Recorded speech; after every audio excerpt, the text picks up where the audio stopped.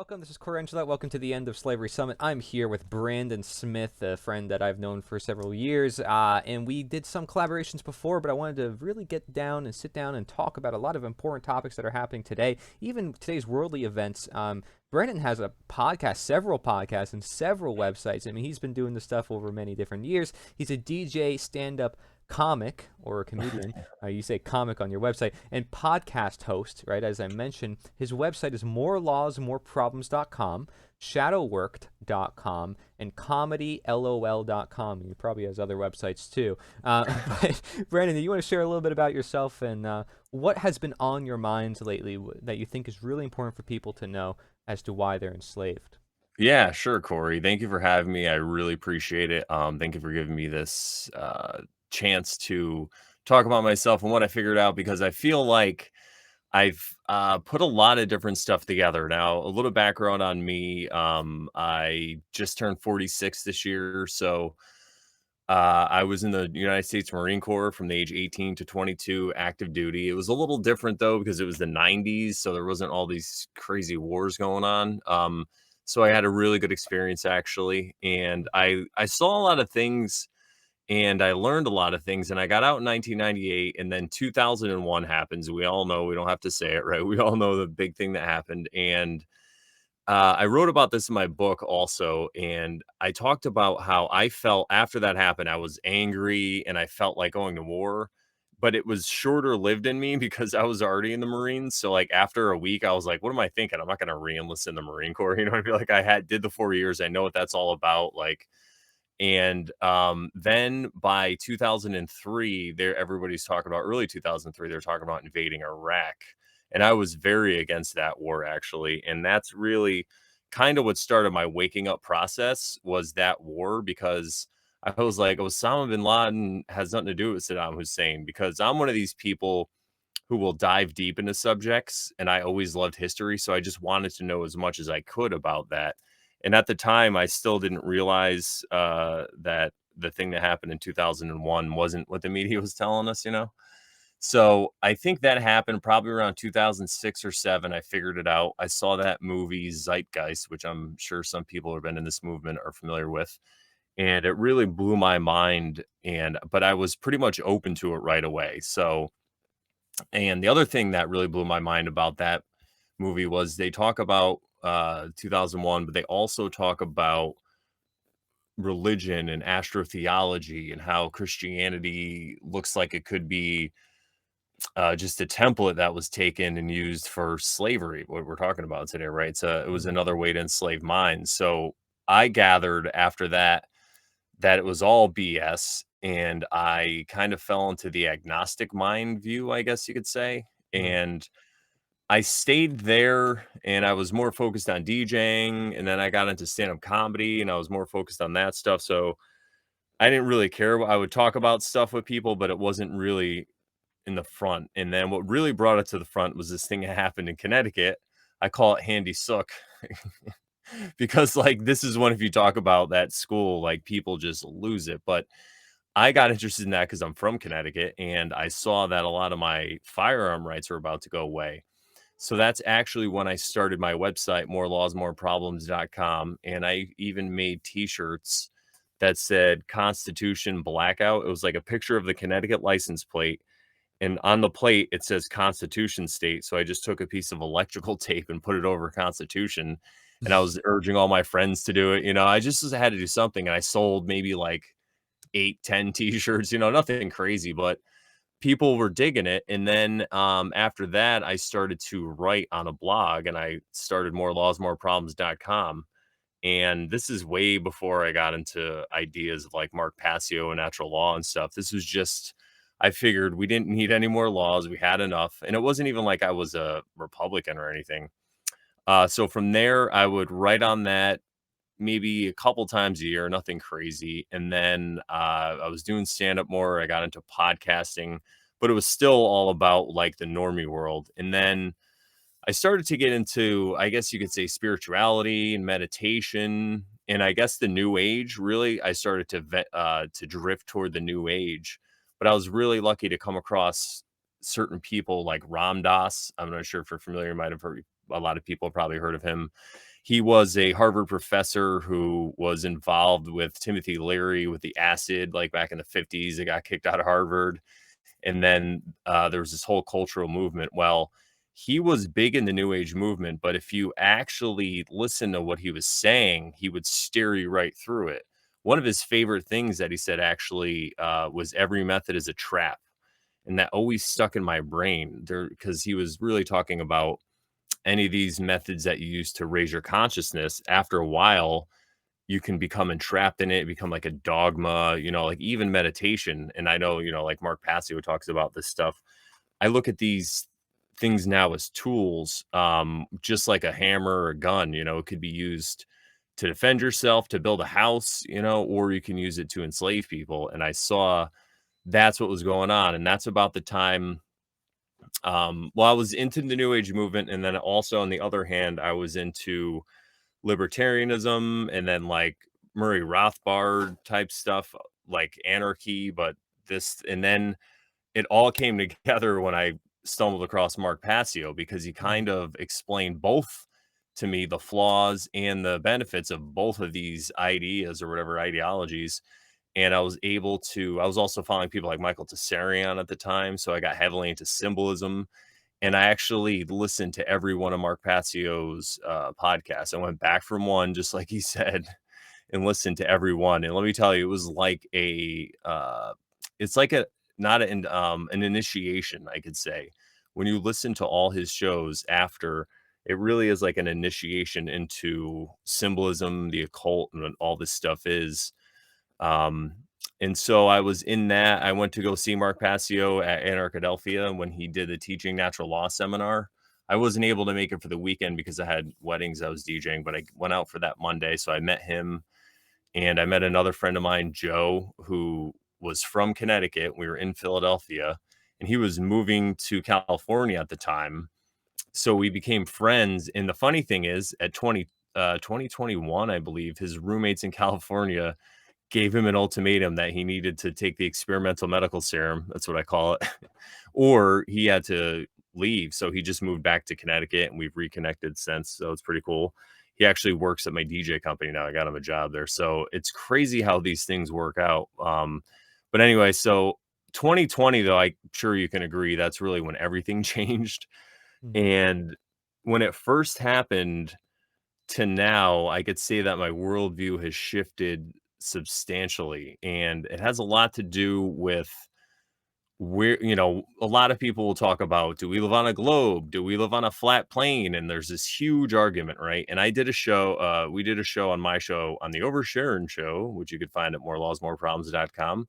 I do that with my friend Sharon. It's really interesting show, but we did a show about division. I think it was episode 11, and we talked about all these things in society. We even talked about like music and sports teams and religion and government and what side are you on, and flat earth, round earth, all this stuff. And we came to the conclusion that for us, we think that it's important to prioritize people's beliefs for yourself. So for me and you, right? I would say, or me and you, or me and anyone else, my highest thing is I want to make sure that they're living in accordance with natural law or the golden rule or God's law or whatever they want to call it. As long as they're actually walking that path, then I'm cool with you. Like we could be friends. And then the rest of the other stuff is cool. We could talk about it. But if you agree that living your life according to natural law, or however you want to say it, whatever belief system gets you there, whatever totem you pray to, all that stuff doesn't matter as long as you're not on the side, sacrificing babies, Right. or even just you have a job, like you work for a pharmaceutical company or something like that, and you're making all this money. That's still, like, I'm not saying I'm not going to be friends or whatever, but like the common ground that I want to have, at least in my circle and people around me that I depend on, is that belief in natural law.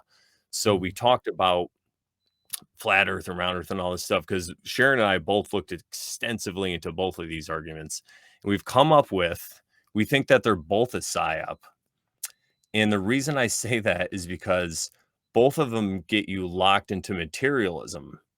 I believe we live in a spiritual realm, which is, I know it's crazy, but look at me, right? And I'm a comedian. It's fine. And you You can came take from an agnostic background. So Yeah, you yeah. got to that spiritual part just through this research and looking more into it. Yeah, yeah, pretty much exactly. And this actually even works because some people you have like simulation theory people, and they explain like there's this one guy, he has a channel called Archaics, and his name is Jason Brashears. He spent like 20 something years in jail studying these old books because in Texas, and this is funny, a friend of mine confirmed this because he knows a lot about like masonry and all this stuff. But in Texas, like the 1800s, the Masons would load all the prisons with these books, like all about history and all this stuff, because they actually wanted to reform the prisoners. Now, we all know that's not what the prison system turned into today, but Texas never threw out any of those books. So they would just end up in the newer prisons. A lot of times they end up as like a TV stand or whatever it is. But he went through and found all these old books and basically read every day he was in prison and just took notes. And he started to notice this pattern uh, of different either behaviors or like civilizations that would pop up and follow each other and all this stuff.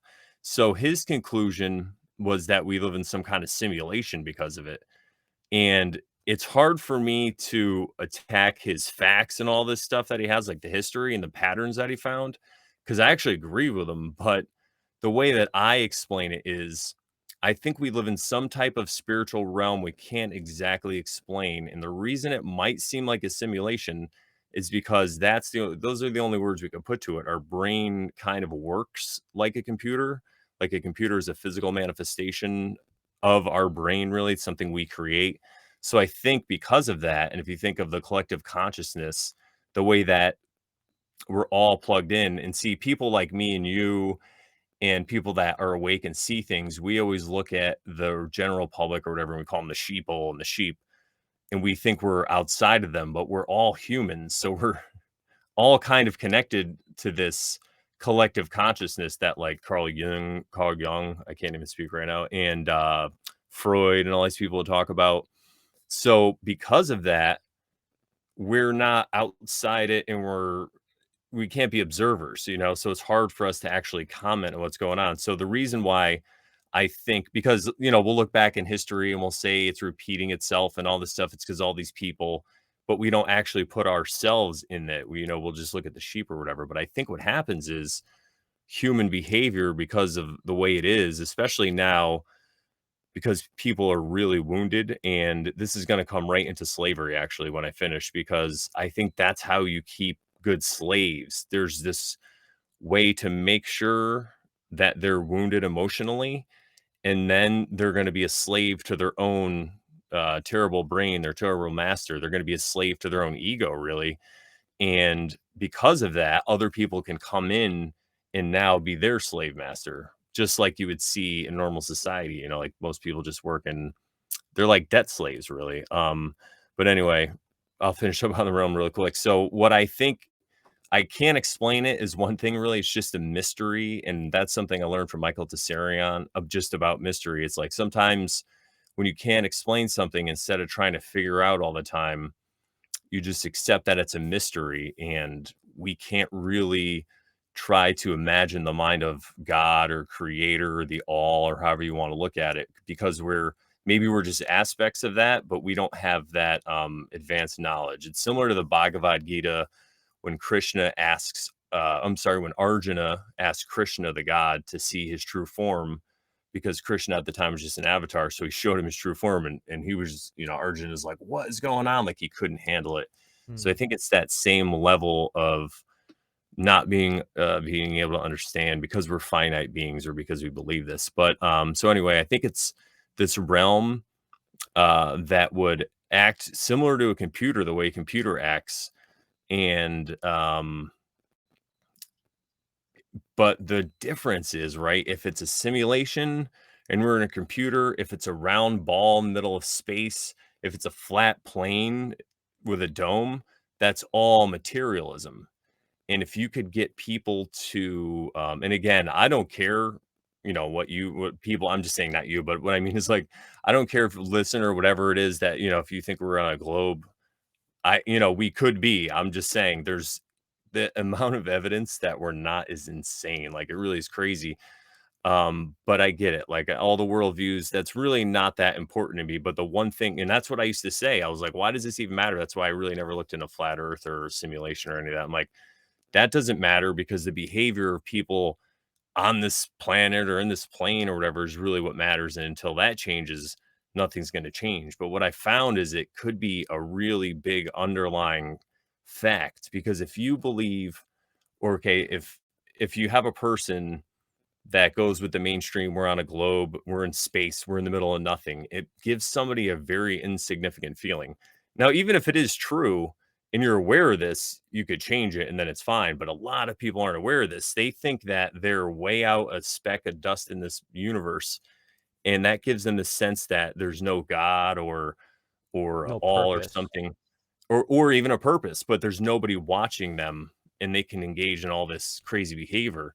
And where you see it really distinctly is Christians who, and not to pick on Christians, but I've met a lot of really good Christians who are on the path who want to be like Jesus, and I love them. But then I also met a lot of Christians, call them like churchians, and they just want to quote the Bible to you, and they just want to tell you how they believe in Jesus, so they're fine.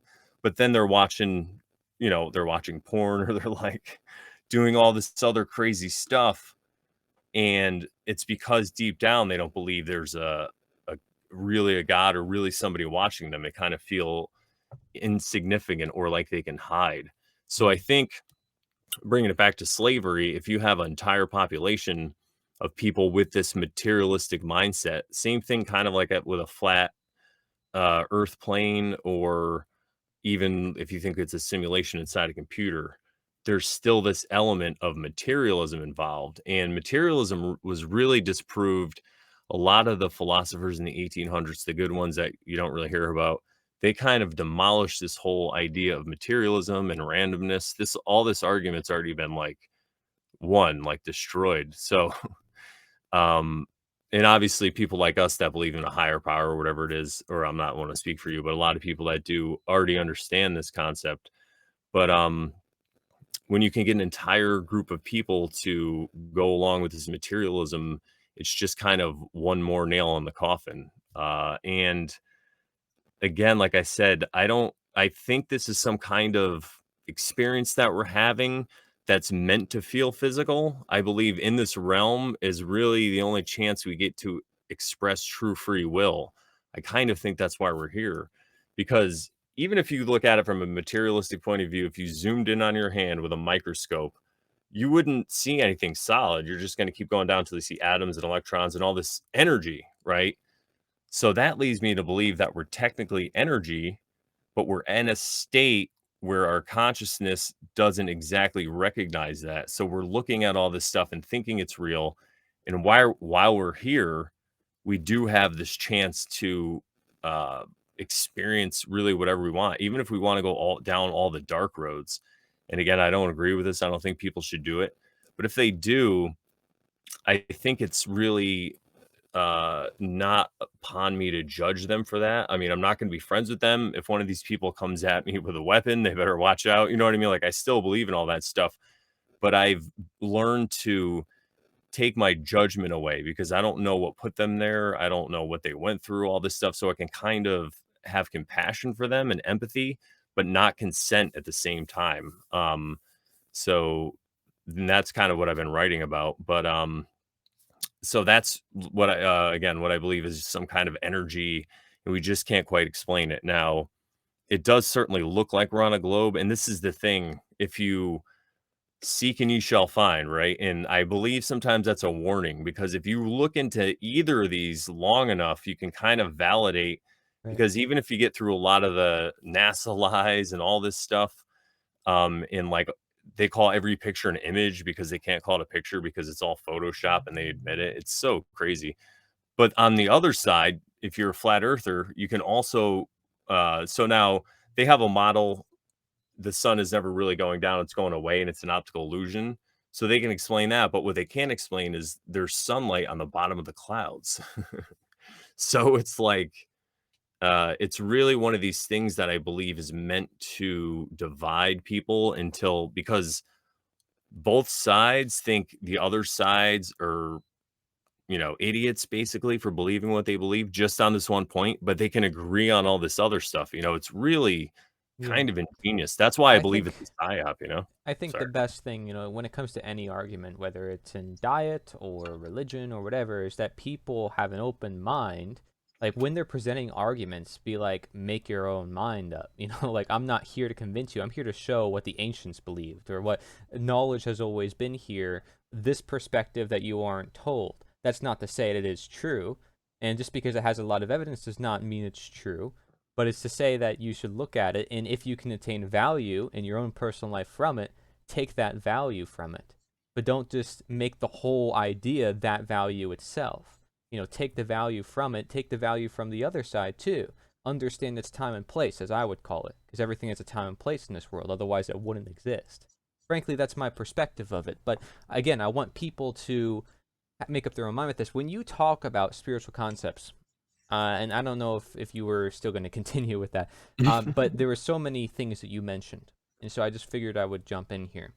Yeah, Uh, please do. Yeah. And I just want to say really quickly, this isn't something that I talk about or preach about I don't have like this is a spirit realm channel and I'm going to change your mind. This is just I'm just sharing some right, new ideas that like this is fresh on and the that's okay the because mind that's lately. how do Yeah. you open your mind to begin with? How do you attain freedom? You need to first get new ideas you've never seen before. And I don't think it's a coincidence that you're sharing this with me, and a lot of the people in our communities are talking about these other concepts, even though we're not talking directly about slavery right now.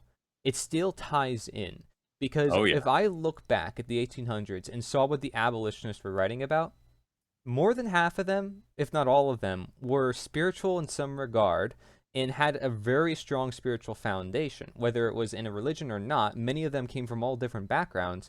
There were even spiritualist societies who were talking about seeing spirits and stuff. This was all in the 1800s, in the same time period as the slavery. And I don't think that's a coincidence that they were talking about that in relation to freedom, and we're doing the exact same thing right now. Yeah, exactly. Yeah, exactly. It just kind of echoes throughout the ages, right? Exactly, but in These ideas. particular, talking about slavery, I just don't think that's Oh a yeah. coincidence because we're saying, the spirit of man is dead when we enslave them. When we say they are under these shackles and they're no longer a human being, we're saying like they can't live out their soul, they can't live out their freedom. And as we know, without freedom, you can't produce anything. And like, what's a life without freedom? It's not a life worth living, as many people would say, because it wouldn't provide you with happiness or your own property, anything sense of ownership. You don't know what is your own. I mean, or you are told of what is your own. It's just it's confused. It's a reality that is broken from reality, and so I think going back to that spiritual path alongside freedom is only natural because you're sort of saying like there's a destiny for humankind. There's something we're trying to achieve, and we're looking at something higher than man's authority. And if we're looking at something higher than man's authority, it's got to be by definition God, nature, natural law, whatever you want to call it. Like you said, I mean, really, there's 100 different names for it across every single culture.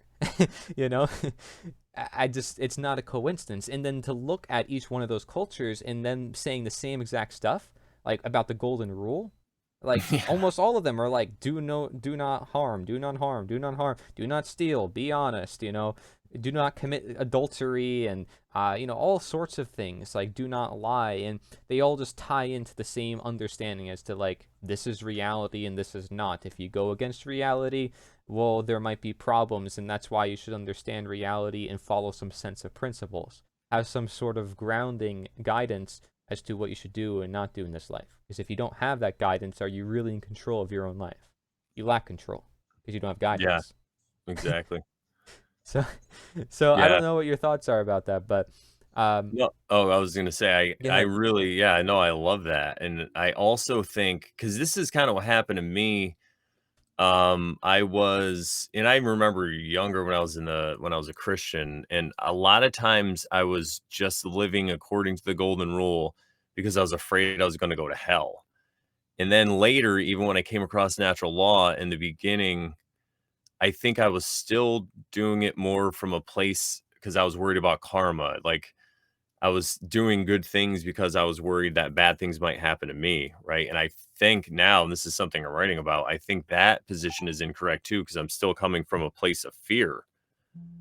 And I think that the natural end of it is just living how humans are meant to live, right? And getting into, I guess, not that you have to get into the spirituality stuff, but for me, it opened up my heart to a lot of things. And I see the natural order, like the way things exist in nature. Like, I don't know if you ever heard of Crow 777, but he has this saying Hmm. called, "There is no lie in nature."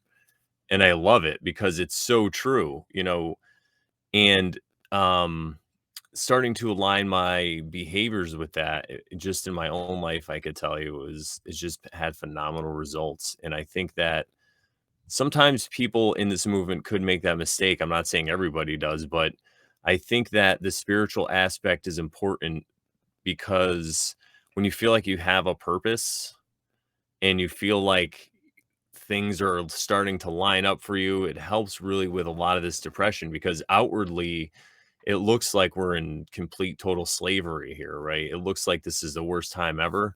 But I really think that's kind of a psyop.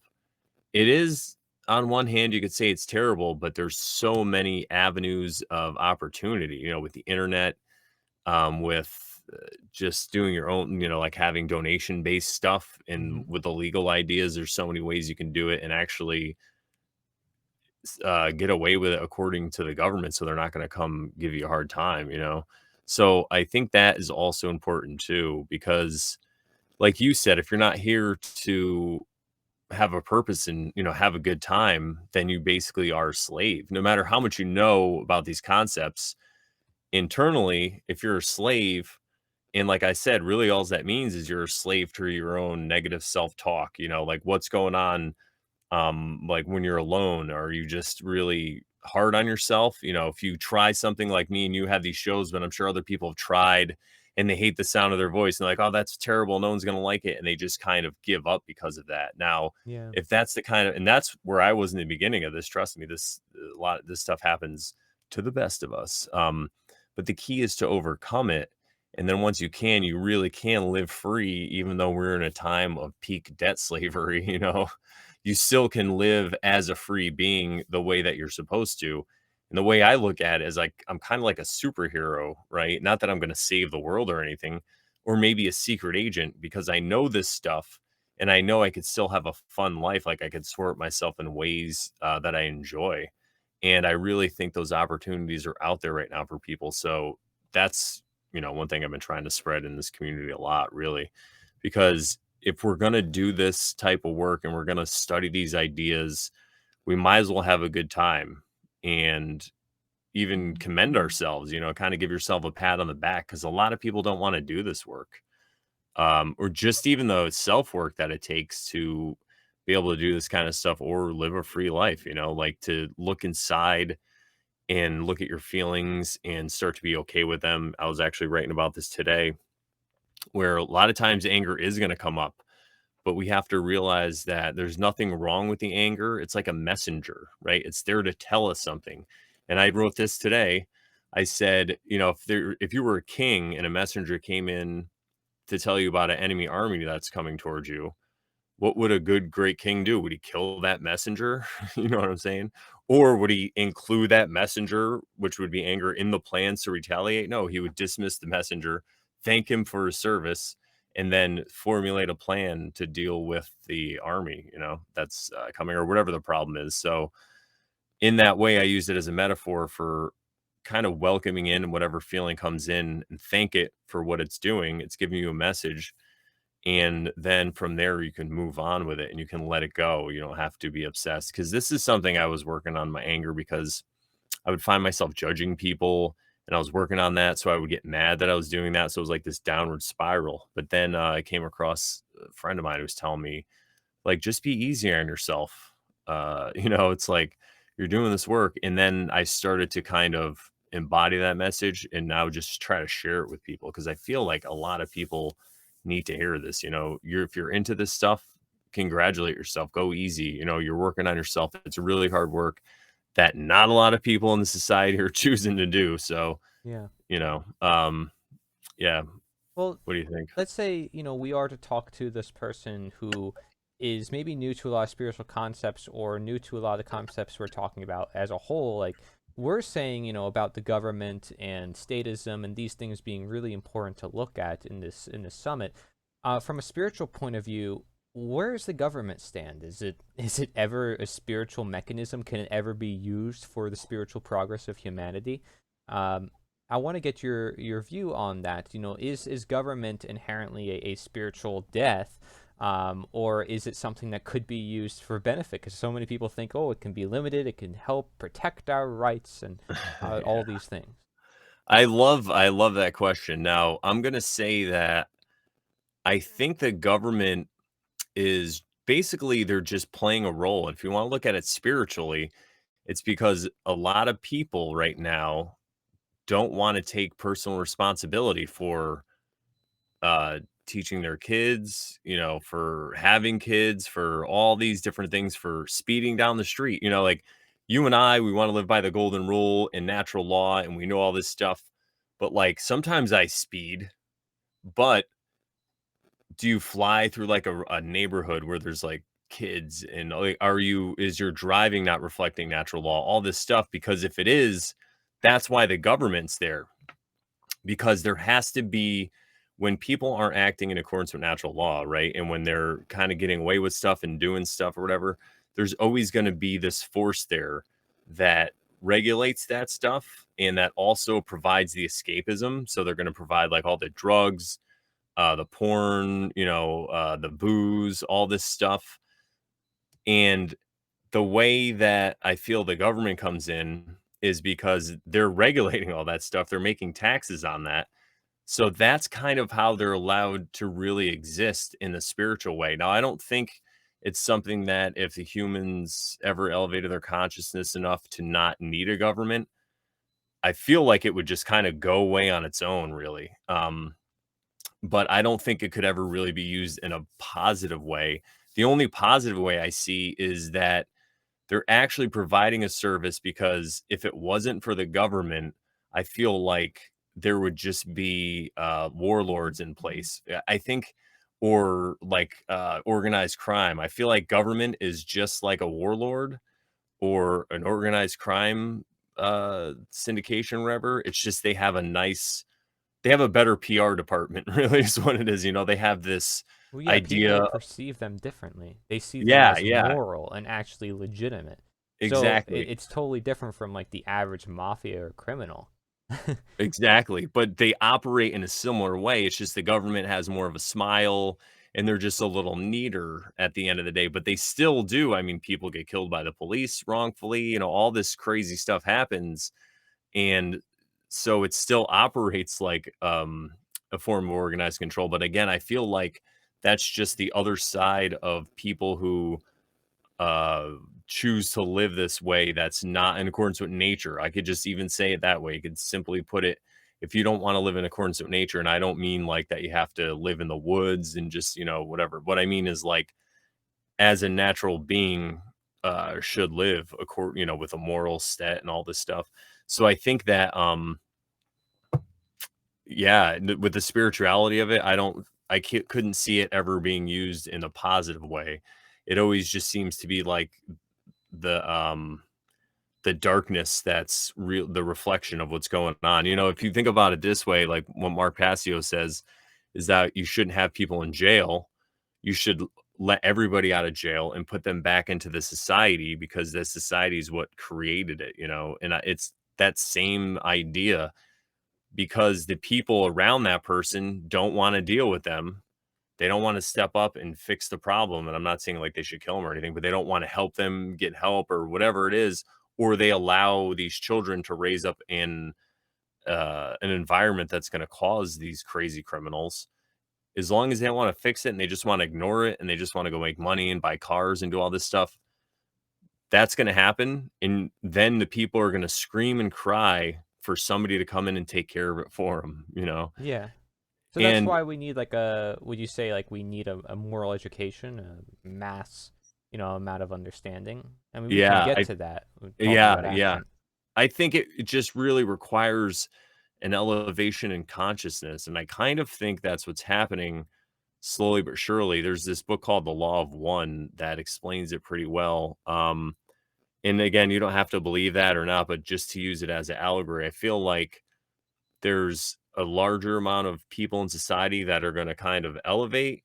Some people are going to elevate the negative path. And to do the negative path, you have to be like 95% negative. Like, so these people were super.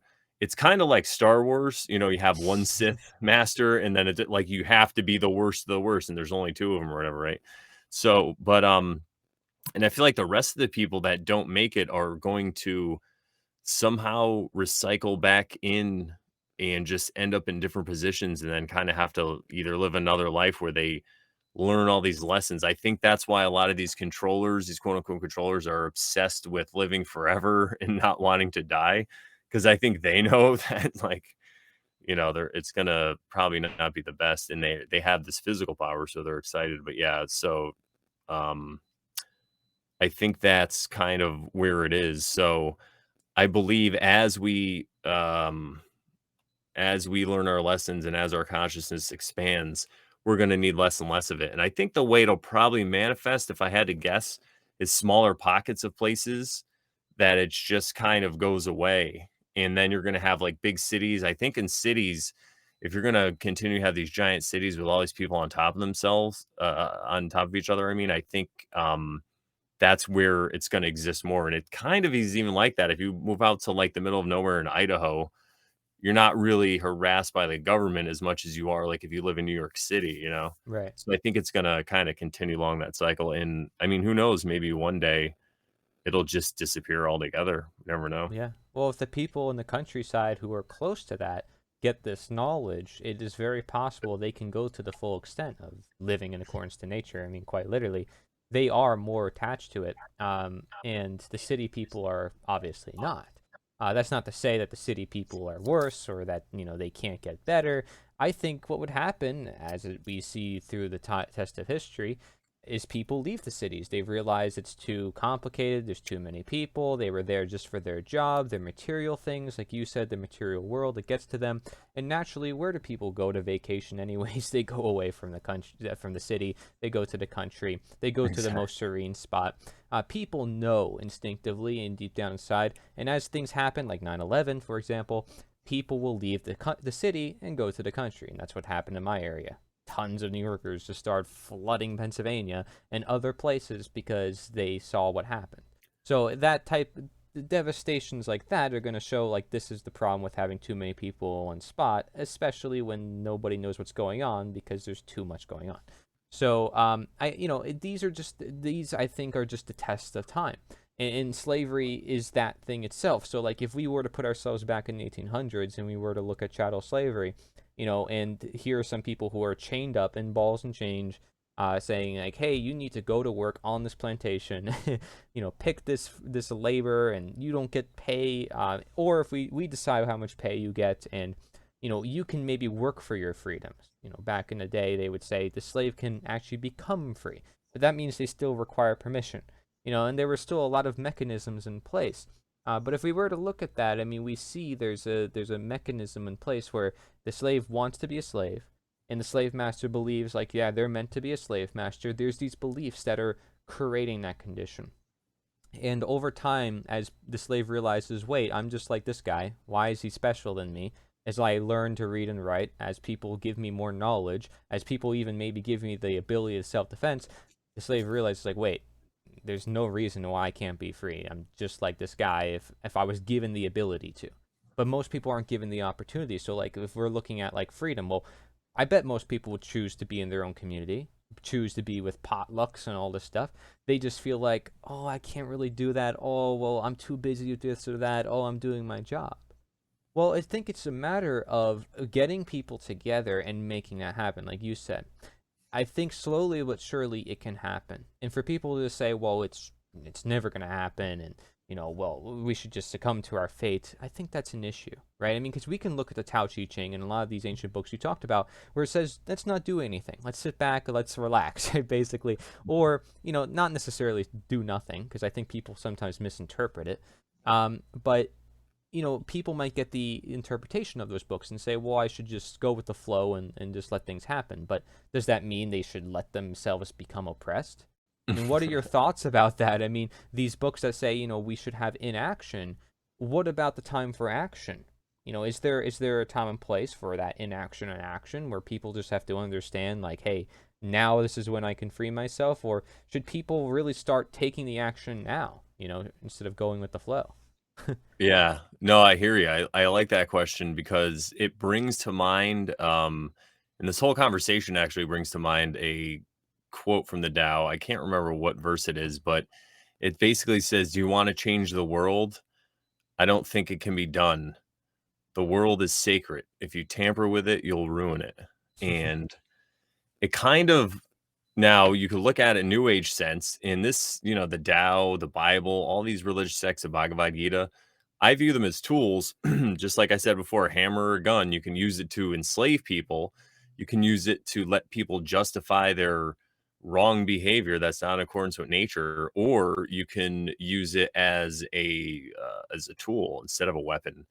And the way that I use it as a tool, especially that quote, is I again, when I was talking about trying to comprehend God's plan in the mind of God, there is some kind of plan, I believe, for this realm. So all the craziness that's going on, all the terrible stuff, the slavery and stuff, on one level, I can, be object toward it and be against it and stuff. But then on a higher level, I could see that it's all has to happen. Everybody kind of has to learn their lesson, maybe in this life, the next life, whatever, for whatever it is, and I don't understand, but something's going on, and eventually it's gonna come back to, what it's supposed to be, I guess you could say.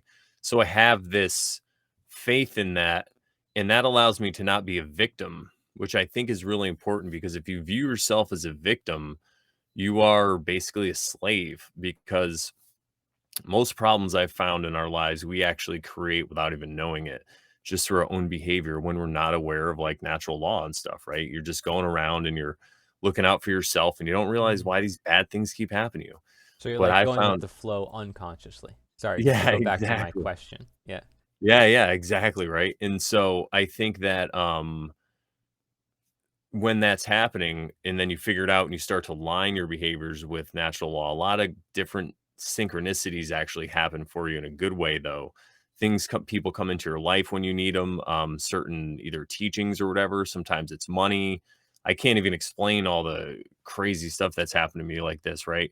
So I think in that way, it does allow people to, especially when they let go of that victimhood, it allows people to walk this path more closer to what they're meant to do. They're to find meaning in life, right? And have something to do. So kind of guess to answer your question, I think that these spiritual ideas are they could be used either way, and it's really up to us to kind of become mature and become adults and not look at all this stuff like it's literal, but realize that there's a lot of allegory in there and there's messages that are just on a higher level because you and I both know words have so many different meanings. That's why symbolism is so important. Once you become symbol literate, you can see a whole language in front of you, really, that's, that is never you never saw before. I mean, you just look on a bank or like Michael Tessarion showed with all the brands like the Lay's potato chips and the Nike swoosh and all this stuff. It's all around you. So, but when you could start to grasp the true meaning of words, the multiple meanings and the symbolism and what the symbols behind the words mean, like the word death. Most people think of dying or somebody they know that died when you said that, but death also can just represent a cycle in nature. Like every winter is technically a death, or every time, like when a caterpillar dies, a butterfly is born. Mm. So when you understand this and you could put that same context behind a lot of different words, when you read holy text or some of the spirituality or even the new age stuff, it starts to make sense to you in a different way. And there's like a message being transmitted there. And I feel like it's like an ancient message, like you were saying before. There are all these commonalities, like the golden rule, like, Buddha, Krishna, Jesus, all these people are saying the same thing, right? Mm. And in that same way, I think a lot of these texts can say the same thing once you mature and you grow up and look at stuff kind of like as an adult. Yeah. Yeah, I get you. That makes a lot of sense. So, And I like that again. You're taking more of an open-minded view, which I respect. Because you're not necessarily saying like this is the only way, this is how it must be interpreted. Because sometimes we can have hard heads, and honestly, I've noticed a trend: hard heads get things done. Right? They're very stubborn. They're like, this is how things must be done. But they give a Yeah. lot of people a hard time, and they can cause more division than unity. So they got to be very careful, and that's the need of accountability. But um, so when it comes to action, because I would say you're within independent media, we're content creators. Would you say there's actions that you see aren't being done in independent media that you would like to be seen done? Because there's a lot of independent media that doesn't talk about spiritual concepts. They don't talk about morality or natural law or statism. Really questioning the powers that be at the root targeted level. Do you think that has to be talked about in independent media, or are they okay just covering the news and what's currently going on? Should they set up real life events like rallies or get people actually involved? Say this is what you got to do. What are your thoughts on all that? I think that they definitely play a role, independent media. I would love to see them talk more about spirituality. I feel like though it's one of those things where people are like, "Oh, you're not supposed to talk about religion and politics." Of course, they're talking about politics, but it's such a divisive topic that I think it would be tough for them to do, especially with the audience that they have. But yeah, I would love to see more of that, and because it really is the key to my mind to the action that you were talking about is the spiritual component. Because if you don't believe in yourself, then you're not really going to get very far. If you don't think you're going to do well, you probably won't do well, no matter who you're trying to reach or the message you're trying to get out there. But if you could believe in yourself because you believe that you're connected to whatever it is, again, like I'm super pagan adjacent, you can be like people that are like into Thor and Odin. I love all that stuff. It's really cool, and alchemy and stuff. But I think as long as you have some kind of foundation in the fact that you are not just this little speck of dust in the middle of nowhere, I feel like that's really foundational. But I think that it's tough though, because a lot of the independent media, they seem to be shilling for somebody or another. You know what I'm saying? Like Yeah. there always seems to be something they don't want to talk about. Like nobody ever wants to talk about the USS Liberty. You know what I mean? You bring that up, and that was the our intelligence or our the United States Navy intelligence ship that was attacked by the great country of Israel in like the 60s, I think, during the 7 Day War. Mm. There's these certain hot button topics that you're not really supposed to talk about, but I feel like people in our community mostly get it though, which is really cool. And I Right. think that, this is something because I also like Owen Benjamin. I think he's like one of the funniest guys ever. And again, I don't agree with everything he says, but he makes me laugh. And I found a lot of really great community among his followers. And he's somebody that's starting to get it. And he has this saying where he's like, be your own media. He has like a saying that's like a hill to grow on instead of a hill to die on. All these things he tries to kind of change the word magic that's going on with it. Because I feel like a lot of people in our movement think it's kind of one of these heroic acts, and it's like we have to sacrifice ourselves or have some kind of war or compete against this.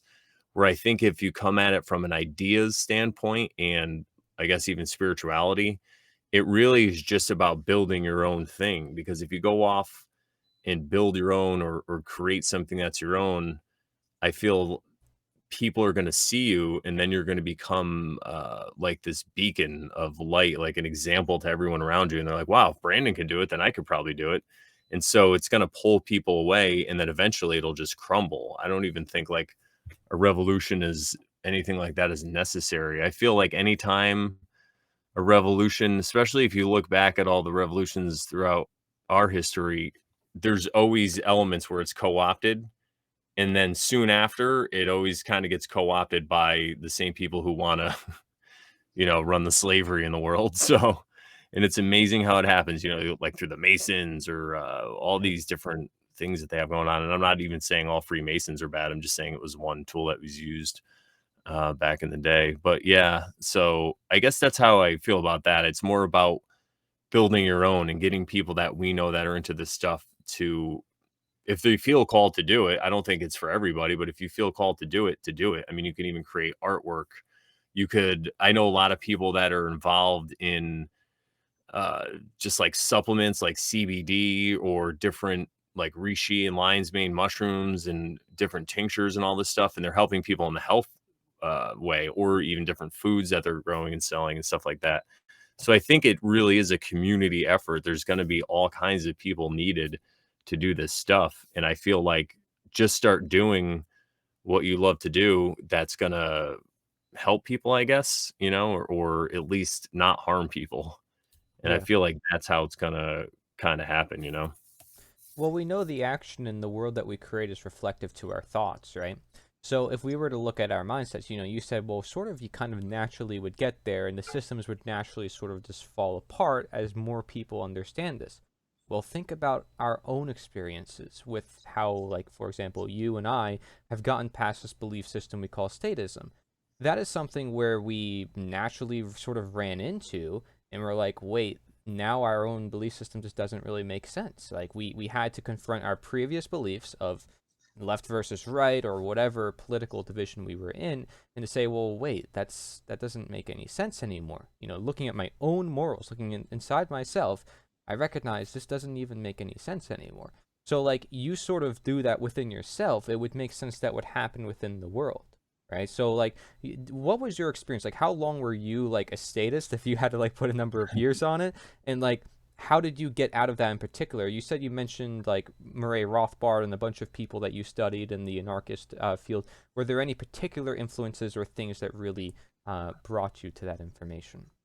Yeah, I know that, I guess I could say I was more of a libertarian, so I still believed in having government, and I believed in, like, the 1776 story that we're told and all this Mhm. stuff, which is crazy because the flag that George Washington used was the same flag as the British East India Company until he made the new one, which looks just like it anyway, so it really makes you think, like, what the heck was going on back then, right? But anyway, so I was more into that, and then I came across this comedian called Dave Smith. I don't know if you ever Mm, heard of him, but yeah. and I was a big fan of his, and he was really the one because I could because he was a comedian and I was doing comedy at the time. I think I hosted a show that he was on in New Haven, and I didn't know who he was at the time, but my friend told me because he's like, because I became a fan of his, and he's like, "You don't even remember you were on that show with him last year." I was like, "Oh my god!" I'm like, "Nah, I know why he sounds familiar now because I liked his jokes." And so I came across him, and then he was into like Ludwig von Mises and Murray Rothbard and all that stuff. Hmm. And I read, and a lot of the stuff that they said just made so much sense to me, and it was like, wow, this is really how people should live. And they had all these great ideas, but the one thing that, as I progressed in my worldview, I realized that there was no way to just bring that on. Like you could logically try to explain it to everybody on the earth, and you can win every debate, but this is what I found later. If they're slaves, they're still going to have that slave mentality and they're just going to reject it because of cognitive dissonance. So they'll maybe even agree with you and concede, but they have this cognitive dissonance so they can have two different ideas in their brain because they're a slave, and this has a lot to do with the way we're raised, schooling and all this stuff, and just the way that we're taught to get all our validation from exterior sources from people outside ourselves. And so that's kind of where I'm at now.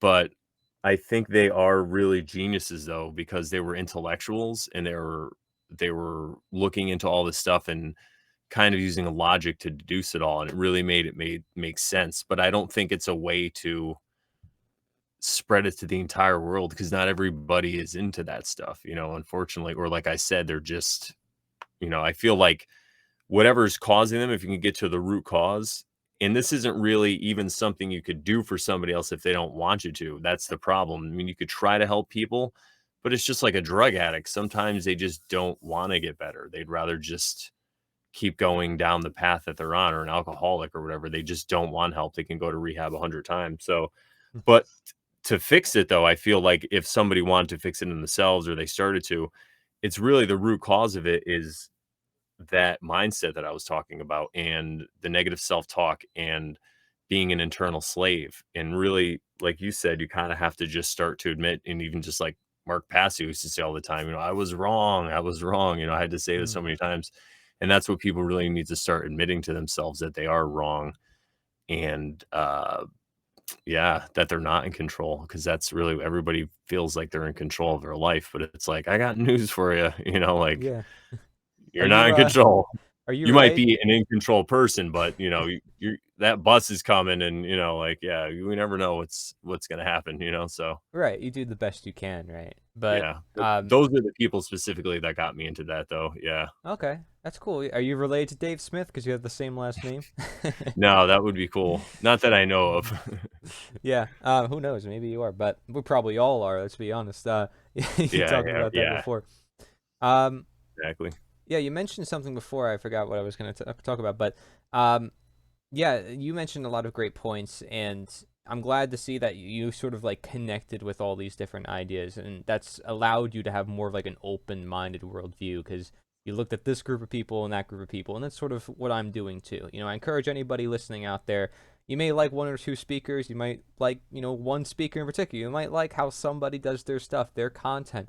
Great. But like there's also many other people including yourself. I mean, there's a world of ideas out there, and we may think we're original, but there's also many people who also did it before our time that we don't know about. We find out every day, Brennan. If you're a researcher, I think you can relate to this, but we're finding people all the time we relate to from back then, like Lysander Spooner.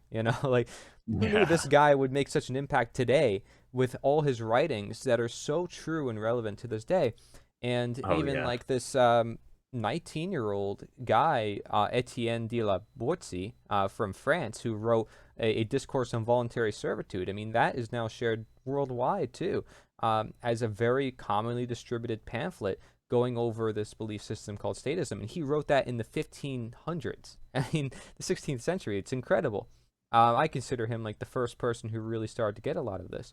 But I thank you so much, Brandon, for sharing everything. Is there anything else you want to share for our audience before we head off and before we share your links and everything that you're up to? Uh, I would want to say this. So what you said kind of made me think of this, and it's that some people do have one person they follow, or a couple different they follow, and then that's it. And most of their worldview lines up with that person, and I found myself in this camp just a couple years ago. But what I realized during 2020 and all the craziness that was going on is that, like I said before, as long as somebody has that basic, I mean, you could technically can learn from anybody, right? But if you're going to support somebody and give them your attention, I think that, for me anyway, as long as they're living that life that's in accordance with the golden rule or natural law, a lot of their other beliefs, I can let them go, and I could still learn from what they have to say or what they're doing. And a big example of this would be Owen Benjamin. He, like I said, I watch him a lot. He's so funny, but he does say a lot of different things that people wouldn't agree with in our movement. And I mean, he does make some really good points too, because he's more, I guess, practical. Because it's kind of like, he'll be like, well, you just want to get rid of the government. He's like, people will just kill each other. He's like, right now it's a protection, like I was saying. And it kind of also made me think about that. Not that I don't want to get rid of the government, but it's like, there has to be a way to go about this that makes sense. Now, he might believe that we're always going to need a government, but that doesn't mean that I can't listen to him or hang out with him or follow him or whatever, Right. right? And I think that's something that people should take away, because we really need to come together. It's just like the story that they say for the American Revolution, united we stand, divided we fall. Like all those people, there was even slave people, pro and anti-slave, that got together, that were, they're into the other slavery, but they got together to fight because they realized that everybody was needed. So I think that's really what I could say to take away is, from any of my message, is just really, we need that unity. That all that division, all that stuff is, most of it's manufactured. It's so crazy. I mean, these types of division, these tactics have been used for thousands of years to keep people separated, so I think it's time for us to kind of grow up and overcome that, and Right. just be men and women, Yeah. and look at that kind of stuff and just Right. get away from all this division, you know? Yeah, like all past all the titles, past all these particular things that have been Yeah, used to, because if we're going to evolve consciously, like you said, and not get stuck in a material, then we would not even call ourselves anarchists. I mean, we would literally just be human beings, would we not? exactly. Yeah, we're just men and women. I like to say it that way because of all Yeah, the legally, you know, yeah, human is like, what's that or now? like in Lord of the Rings, I like they say we're free peoples. We're all Yeah, free peoples. They just refer to everyone as free peoples, and then the people who aren't free happen to be the orcs or the people who followed the Dark Lord Sauron. I did a whole presentation about that, but oh, uh, we can talk about Lord of the Rings anytime. Have you ever read the Silmarillion? no, but I know that's like the world favorite of Dude, the Lord of the Rings world. I do. so much gravy in that thing. I listened to it like 2 or 3 times, which is insane because I don't have, you know, much of a social life, so it's cool. But I mean, I choose that right now, but yeah, I think that creation story in there is closer to what the real creation story is. Like, I don't know, yeah. But Well, thank anyway, you, yeah, man. Thank you so much for thank sharing you. all this information with everybody. I encourage everybody checks out your channels, Brennan Smith, right? And you have you want to share your links and your websites for everybody Yeah, because there's sure. might be Go ones if I you go to miss. no, that's fine. Morelawsmoreproblems.com is the best one. And if you're gonna check out one of my shows, check out the Oversharing Show. We do it every Thursday night. We premiere it at around 8:30, and it's on Brandon Bonanza is my YouTube channel. We also list the show on Telegram, and it's in podcast form also on like iTunes or Podbean or any of that stuff.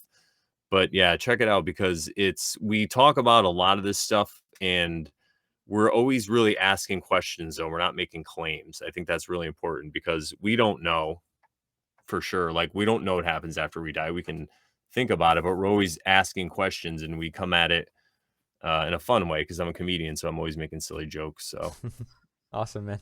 Thank you, yeah. everybody. Thank you, everybody, for watching. Take care. It's the End of Slavery Summit. I'm Corey Angelot. Signing out with Brennan Smith. Take care.